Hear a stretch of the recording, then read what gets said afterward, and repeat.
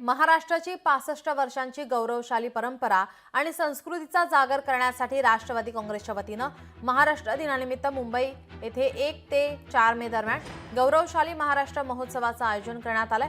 आज 3 मे रोजी राज्याच्या माजी मुख्यमंत्र्यांचा सन्मान करण्यात येणार आहे। यामध्ये विद्यमान मुख्यमंत्री देवेंद्र फडणवीस, माजी मुख्यमंत्री उद्धव ठाकरे, नारायण राणे, सुशील कुमार शिंदे, अशोक चव्हाण, पृथ्वीराज चव्हाण, एकनाथ शिंदे आणि देशाचे नेते आणि 4 वेळा राज्याचे नेतृत्व करणारे आदरणीय शरद पवार यांना सन्मानित केलं जाणार आहे। मात्र या कार्यक्रमाला शरद पवार आणि उद्धव ठाकरे उपस्थित राहणार नाहीत। उद्धव ठाकरे परदेश दौऱ्यावर असल्यामुळे ते उपस्थित राहू शकत नाहीत, तर शरद पवारांच्या अनुपस्थितीचं कारण अद्याप समजू शकलेलं नाही।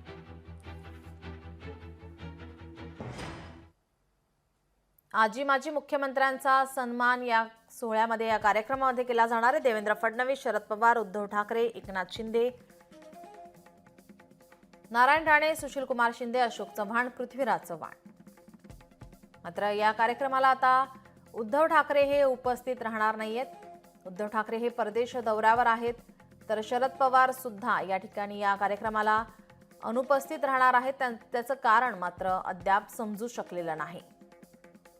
आपले प्रतिनिधी चेतन ननावरे आपल्यासोबत जोडलेले आहेत। चेतन, आपण पाहतोय मगाशी आपण या संदर्भात उल्लेख सुद्धा केला होता, या कार्यक्रमाला उद्धव ठाकरे आणि शरद पवार येणार की नाहीत यावर चर्चा सुरू होती।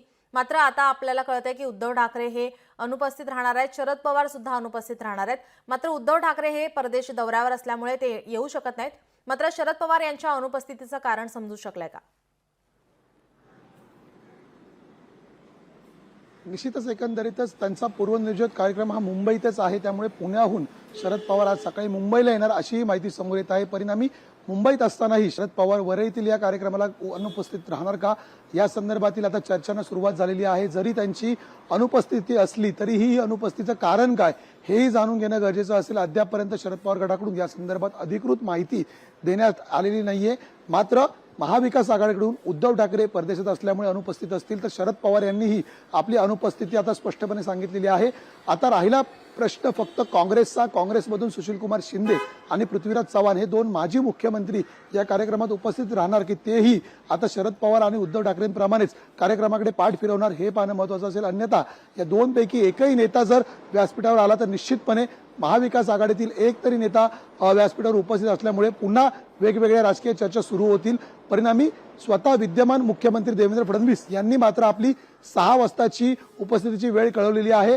आता फडणवीसांव्यतिरिक्त आणखी कोण कोण नेते या कार्यक्रमामध्ये येत आहेत आणि काय राजकीय फटकेबाजी टोलेबाजी या व्यासपीठावर होते हे पाहणं महत्त्वाचं असेल। नीलम जी, नक्कीच धन्यवाद चेतन, आपण दिलेल्या या सविस्तर माहितीसाठी।